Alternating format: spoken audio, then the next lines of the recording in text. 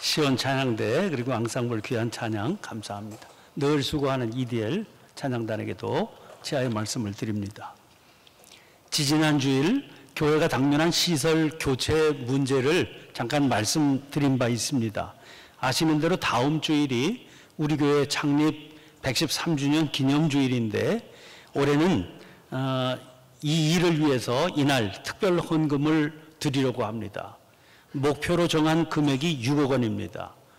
이 말씀을 드린 후인데 어떤 권사님께서 저에게 당신 생각에는 목표액을 너무 적게 잡은 게 아닌가 싶다, 그런 말씀을 하셨습니다.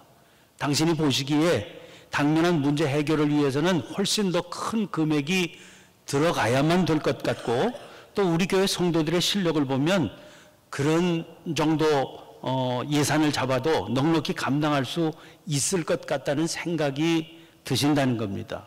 그러면서 당신이 아는 한 작은 교회 얘기하셨습니다. 그래서 교인이 100여 명에 불과한 교회에서 건축을 하자고 헌금을 했는데 한 10억 정도가 단번에 만들어지는 걸 보셨다는 거지요. 그런데 우리 교회가 당면한 문제 해결하자는 건데 세운 목표가 너무 적어 보여서 아쉽다는 겁니다. 권사님 말씀 들으면서 그동안 거쳐왔던 의논의 과정들이 떠올랐습니다. 본당 노후화에 따른 대대적인 수리는 피해갈 수 없는 우리의 당면한 과제였습니다. 보통 건물은 짓는 것보다 수리하기가 더 어렵다고 하지요. 이 큰 일을 어떤 범위에서 얼마나 해야 되는가를 놓고 긴 논의가 있었습니다. 논의가 길었다, 그것은 그만큼 의견도 다양했다, 그런 의미지요. 다양한 의견들은 주로 성도들이 나누어서 짊어져야 할 금전적인 부담에 관한 것이었습니다. 어차피 피해가기 어려운 거라면 단번에 처리하자, 그런 의견부터 지금 성도들이 서 있는 어려움을 감안해서 가능한 한 부담을 줄여서 조금씩 하자, 그런 의견들이 있었습니다. 그 어떤 의견도 교회와 성도들을 사랑하는 마음에서 비롯된 것들이었습니다. 목표액은 이런 과정을 통해 결정된 거지요. 그 과정을 떠올리면서 오늘 본문 말씀이 떠올랐습니다. 애굽에서 종살이로 신음하던 이스라엘 백성을 하나님께서는 능력의 손으로 이끌어내셨습니다. 그리고 시내산에서 율법 주시고 이스라엘과 언약을 맺으십니다.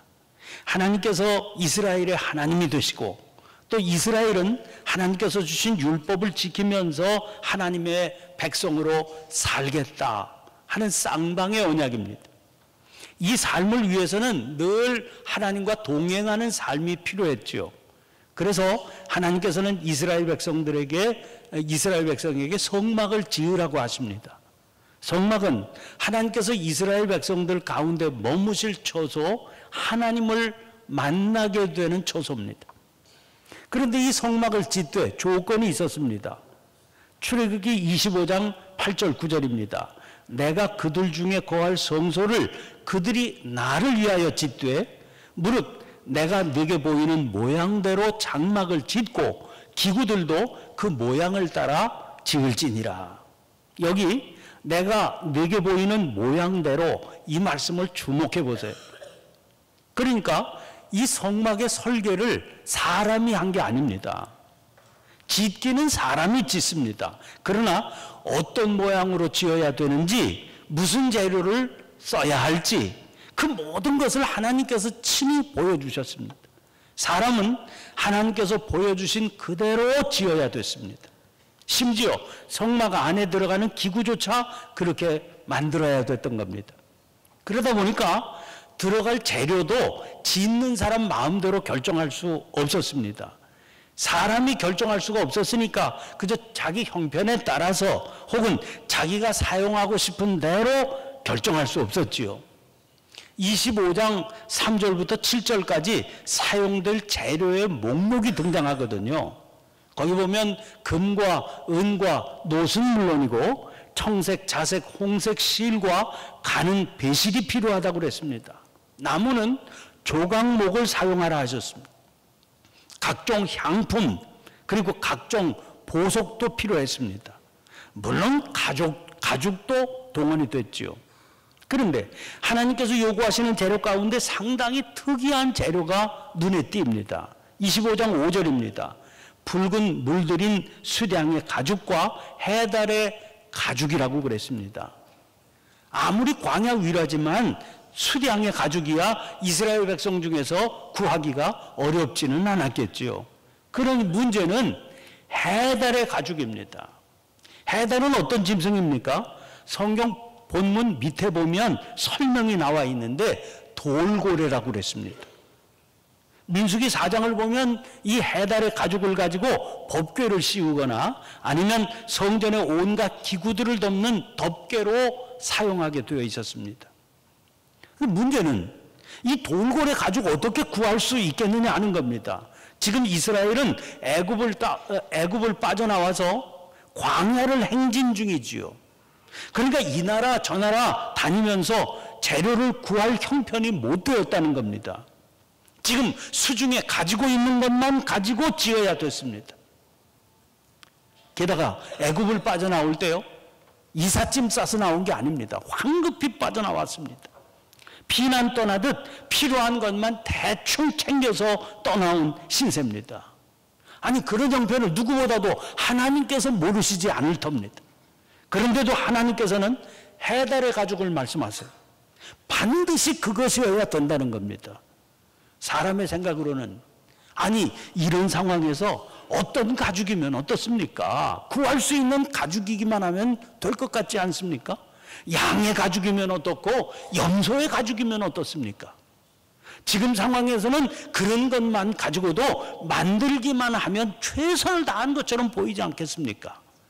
그러나 하나님께서는 해달의 가죽이어야 된다는 거예요. 상세한 부분에 가면 이런 식으로 할 말이 참 많아 보입니다. 25장 38절부터 40절입니다. 그 불집게와 불똥 그릇도 순금으로 만들지니 등잔대와 이 모든 기구를 순금 1달란트로 만들되 너는 삼가 이 산에서 네게 보인 양식대로 할지니라. 삼가라고 하는 말은 잘 살펴서 이런 말입니다.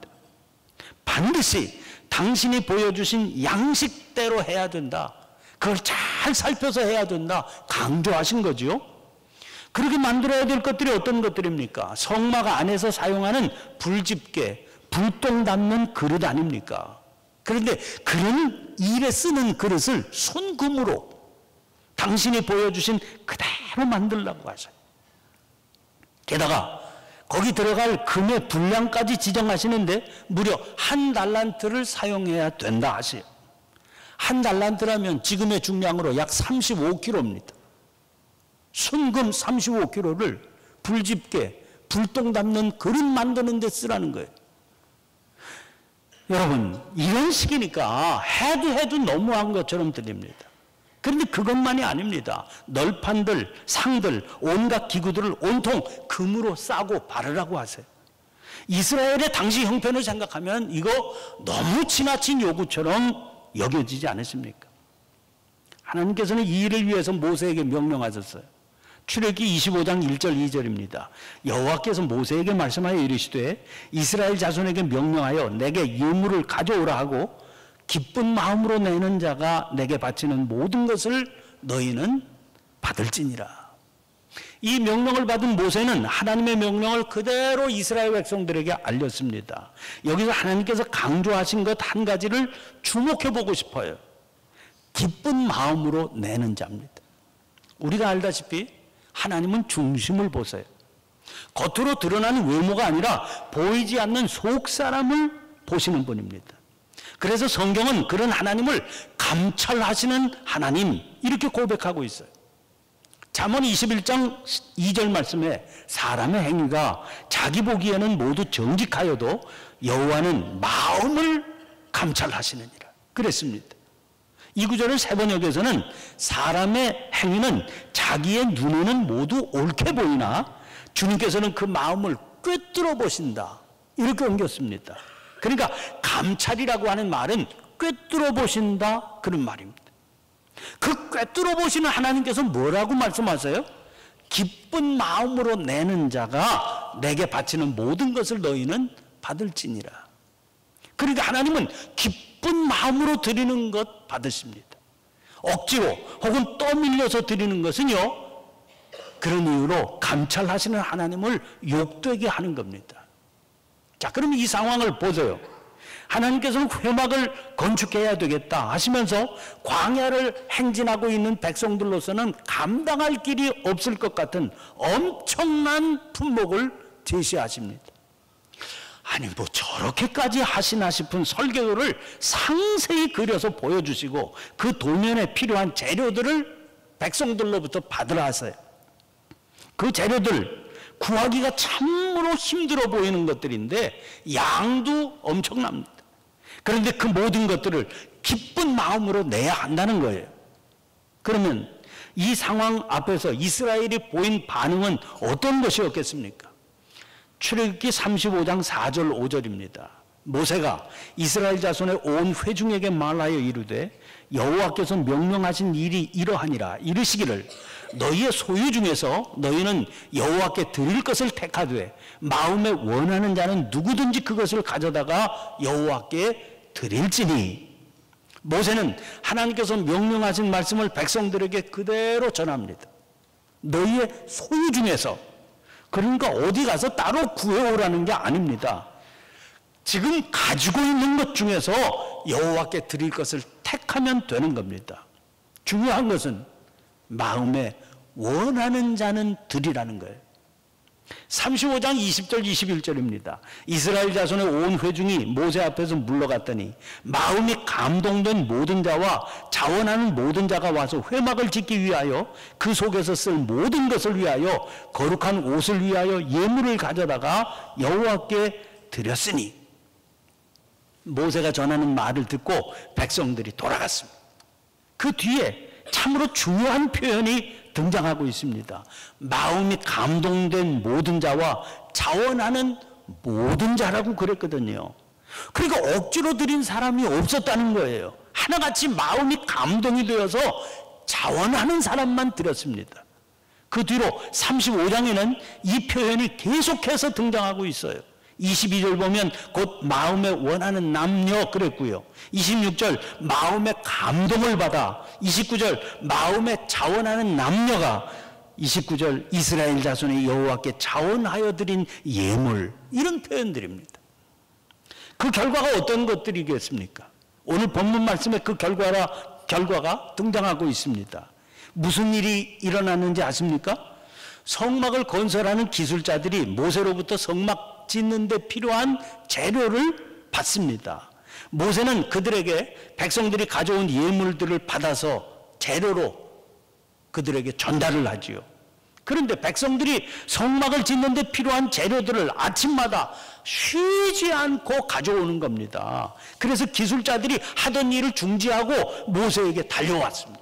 5절 말씀 보세요.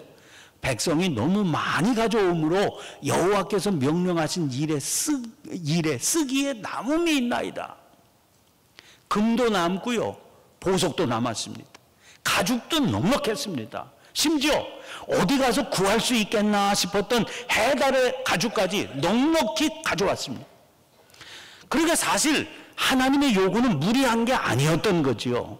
감찰하시는 하나님, 꿰뚫어보고 계시는 하나님께서는 백성들 안에 있는 재료의 목록들 이미 다 알고 계셨던 거거든요. 그래서 백성들이 가지고 있는 그 재료를 그만큼 사용해야 되겠다, 그렇게 결정하셨던 겁니다. 이스라엘 백성들은 마치 하나님의 그런 뜻을 알고서 기다리기나 했던 것처럼 연이어 가져왔습니다. 재료가 차고 넘쳐서 쌓이는 바람에 일의 진행이 안 될 정도였습니다. 결국 하던 일 중지하고 달려와서 그만 가져오게 하라는 명령을 좀 내려달라, 그런 부탁을 할 지경에까지 이르게 된 거지요. 그들의 말을 듣고 모세가 명령을 내렸습니다. 기술자들이 그 명령을 받아서 백성들에게 공포했습니다.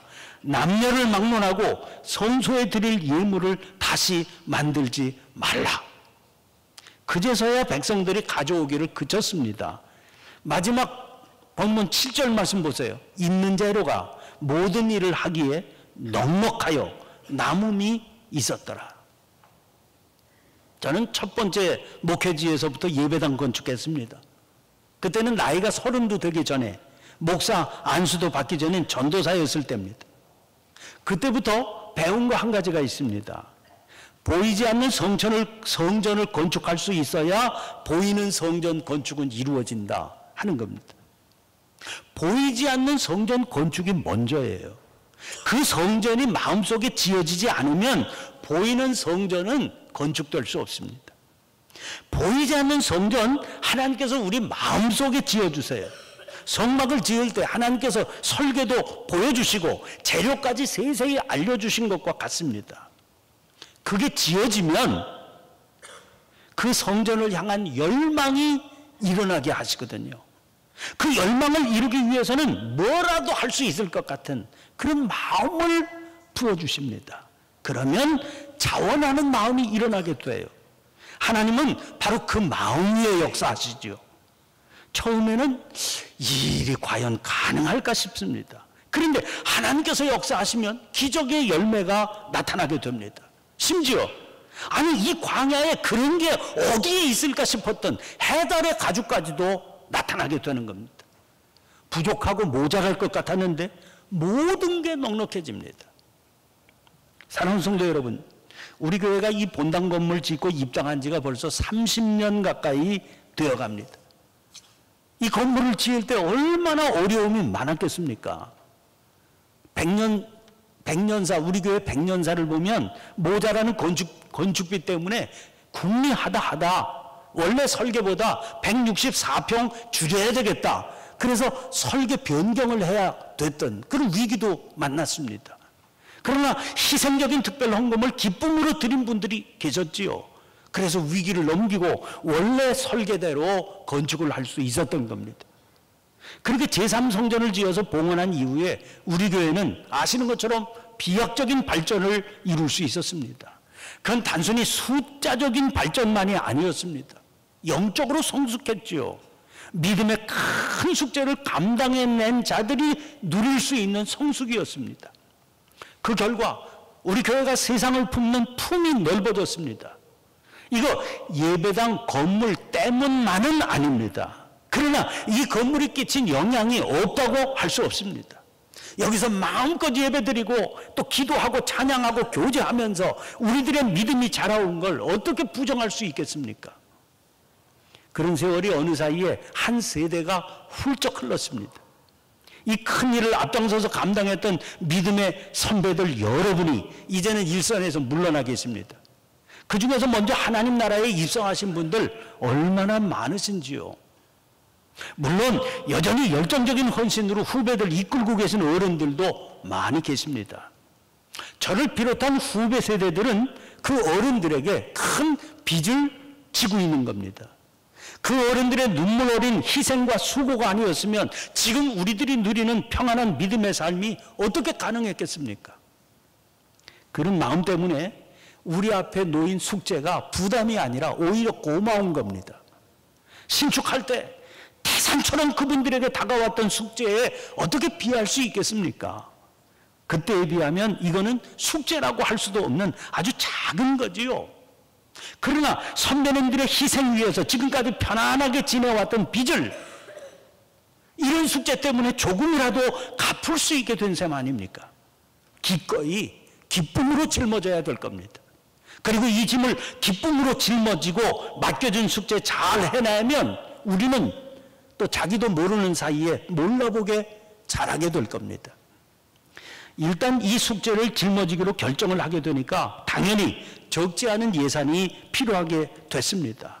오늘 헌금을 위해서 나누어드린 카드에 적은 내용대로 이 일을 위해서는 6억 원 이상의 재원이 필요합니다. 성도들의 형편을 이리저리 생각해 보니까 목사부터 마음이 많이 힘들었습니다. 게다가 우리가 헌금 드리기로 결정해야 될 시기가 하필이면 경제적으로 우리나라가 참으로 어려운 때입니다. 가뜩이나 성장이 멈추었다 그런 소리가 들리던 판인데 일본의 수출 규제로 온 나라가 잔뜩 긴장하고 있는 판입니다.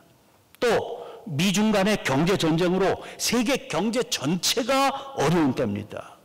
목사로서 고민이 되지 않을 수 없지요. 좀 때를 보고 좀 미루어야 됐나 싶은 그런 마음이 들기까지 합니다. 그러나 더는 미룰 수가 없는 일이 됐거든요. 이리저리 고민하며 기도하는 가운데 하나님께서 오늘 본문 말씀을 주셨습니다. 이스라엘 백성들은요, 피난살이 하던 광야에서 성막을 지어서 봉헌하지 않았습니까? 가장 어려웠던 시절입니다.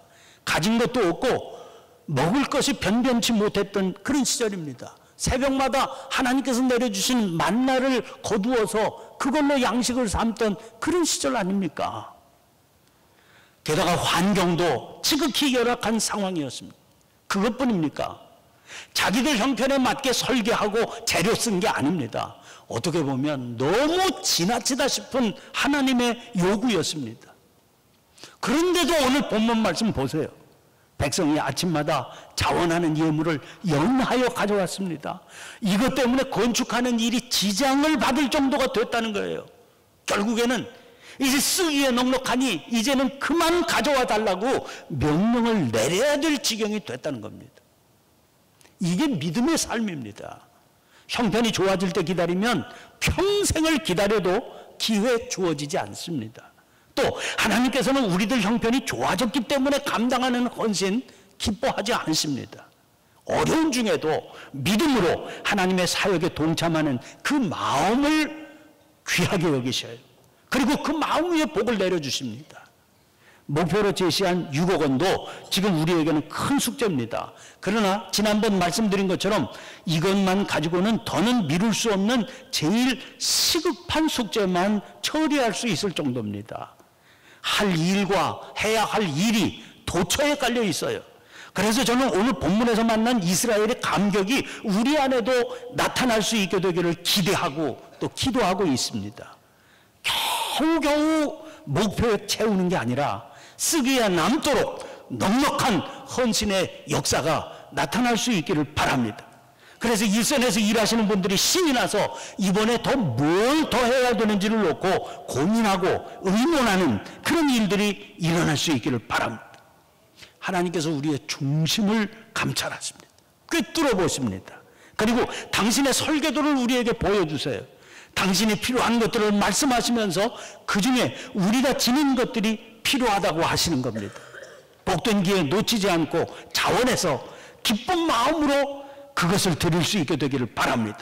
그래서 영적 큰 성장을 경험하는 우리 모두가 될 수 있기를 주님의 이름으로 간절히 축원합니다. 기도하겠습니다. 사랑이신 하나님, 하나님께서는 지금까지 저희들의 삶을 친히 지켜주시고 돌보아 주셨습니다. 아주 작은 신음소리조차 외면하지 않으셨습니다. 때에 합당한 은혜를 공급해서 바라는 것이나 구하는 것에 또 넘치는 복을 은혜로 부어주셨습니다. 때로는 저희들이 그 은혜를 깨닫지 못해서 삶의 자리를 원망하고 불평 일삼는 때도 있었습니다. 심지어 그런 때조차 저희를 내치지 않고 붙들어 주셔서 오늘 저희들이 이 자리에 있게 되었음을 고백합니다. 또한 귀하고 복된 교회를 허락해 주셔서 이 교회를 은혜의 젖줄로 삼고 믿음의 삶을 살게 된 것을 감사드립니다. 이런 일들 돌아보며 헌신 다짐하는 저희들 되기를 소원합니다. 믿음의 선배들은 그런 헌신으로 30년 전 이 아름다운 성전을 지어 봉헌했습니다. 이제 낡고 불편한 설비들을 교체하고 수리해야 되는 숙제가 저희들 앞에 있습니다. 사랑의 빚을 갚는 마음으로 새롭게 헌신하는 저희들이 되게 해 주시옵소서. 교회 창립 113주년 기념주일이 되는 다음 주일 이 일에 자원하는 마음으로 기쁘게 참여하는 저희가 되게 해 주시옵소서. 그 일을 통해서 하나님의 방법으로 하나님의 역사가 나타나는 것 목도하게 해 주시옵소서. 그리하여 이 역사를 통해서 저희들의 믿음이 놀랍게 자라게 해 주시고 은혜는 풍성해지게 해 주시옵소서. 날마다 더 풍성해지는 은혜 허락하시는 예수님 이름으로 기도하옵나이다. 아멘. 아멘.